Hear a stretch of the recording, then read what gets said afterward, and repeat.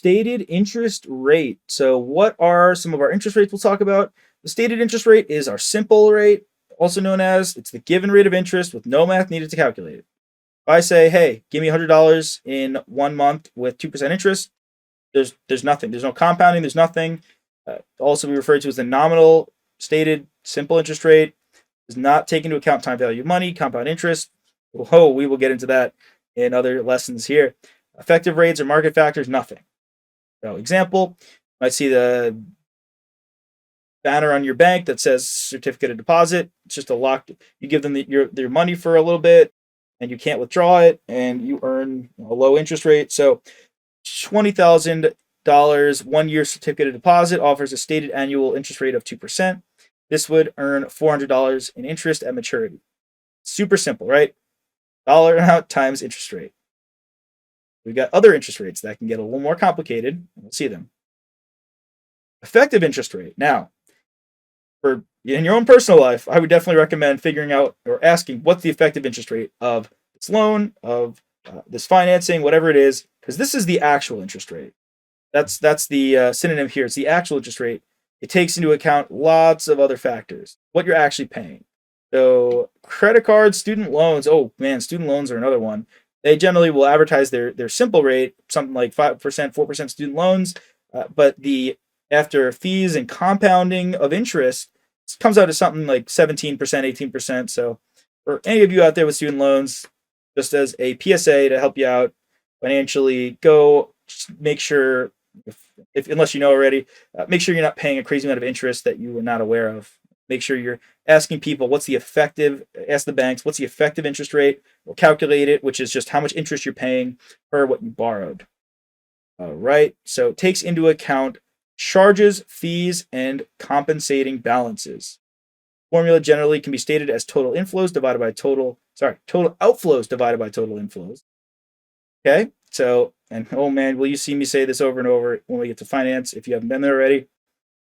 Here's a great example. ABC Company signed an agreement with the bank for a short-term loan of $100,000. The annual interest rate is 7%. So this is the stated rate. Per the agreement, ABC must maintain a compensating balance of $20,000 in its bank account. Now, if you haven't seen what a compensating balance is, you'll need to know it for the exam. And what this is, we are borrowing $100,000, but the bank forces us to keep $20,000 of that in the bank account. That's just part of the deal, part of the agreement. Now, do we consider that part of our actual inflows now because we don't get to touch it? Well, let's see. The bank account earns an annual rate of 1% interest. Now, ordinarily, we maintain a balance of $5,000 in our account.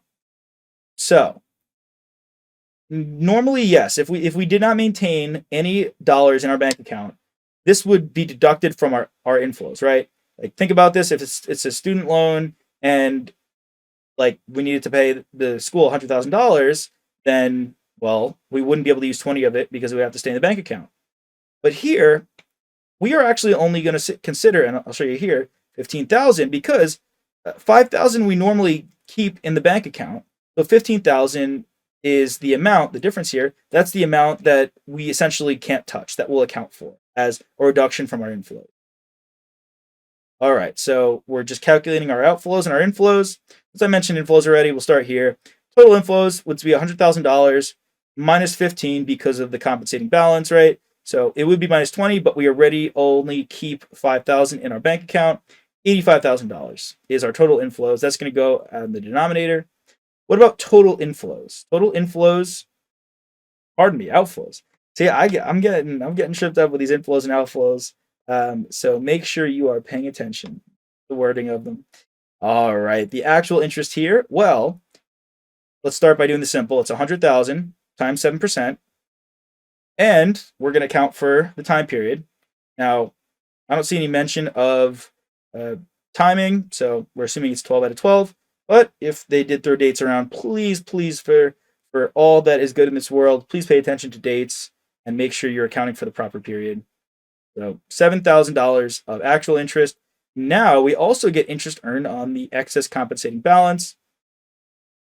Okay, so that would be 15,000 of that excess compensating balance times the 1% interest because Yes, they force us to put the money in the bank, but we're also getting 1% on that. That's $150 extra. Our total outflows are $7,000 minus the 150, which gets us 6,850. So this is the interest we are paying. This is the interest we're receiving. That's why we subtract it.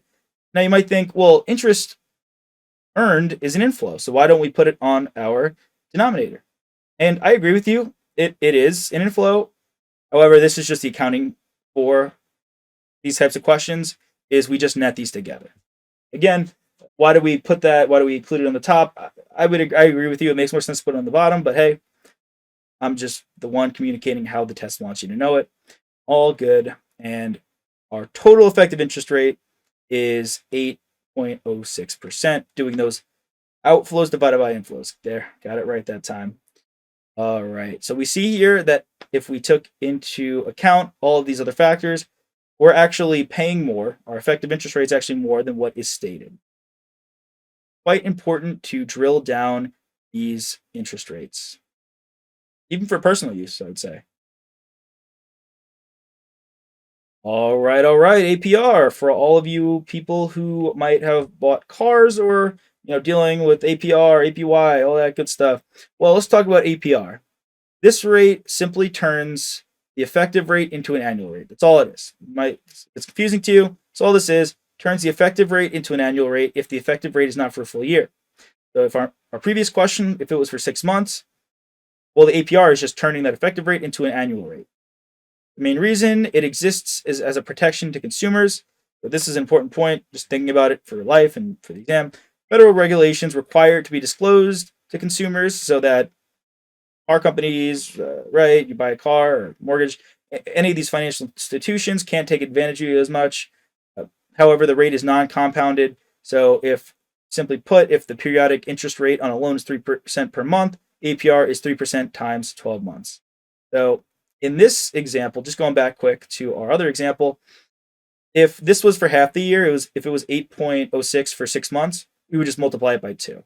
That's all APR is, and we'll see that in this example. ABC company goes to a bank for a $50,000 loan. Stated rate is 10% and interest to be paid semi-annually. The bank charges a loan startup fee of $100. And I hope no one tries to charge me $100 and I give them 10. And there's a tax fee of $75 to be paid to the state. Don't you love it when they just take your money? What is the APR, the annual percentage rate? For this one, you're just calculating the effective rate, and then you are multiplying it by our 2, because this is semi-annual, right? Where is it? It is right here, semi-annual.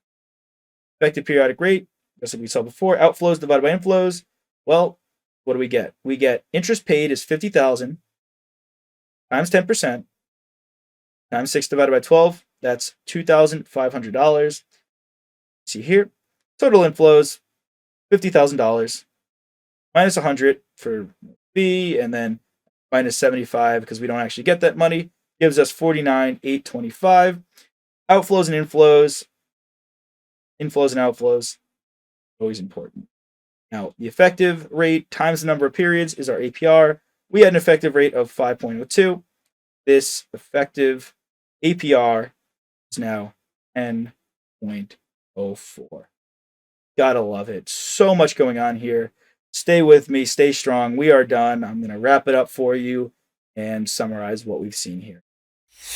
Hey there! Are you ready to not only pass your CPA exams, but truly understand and enjoy the material while studying? I know it seems impossible, right? Especially to enjoy the material?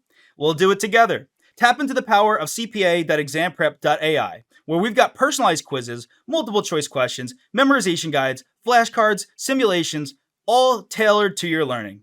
Our adaptive study planning puts you on the fastest path to success and lifts you back up if you fall behind. Avoid wasting your precious time and money attempting an exam with a low chance of passing, because who wants that? We want to get you through this process as quick as possible. Our exam readiness prediction lets you walk in with confidence, knowing that you're prepared for success on exam day. Thankfully, there's no payment method needed to get started, so why don't you come join us? Visit cpa.examprep.ai and let's achieve your exam success together.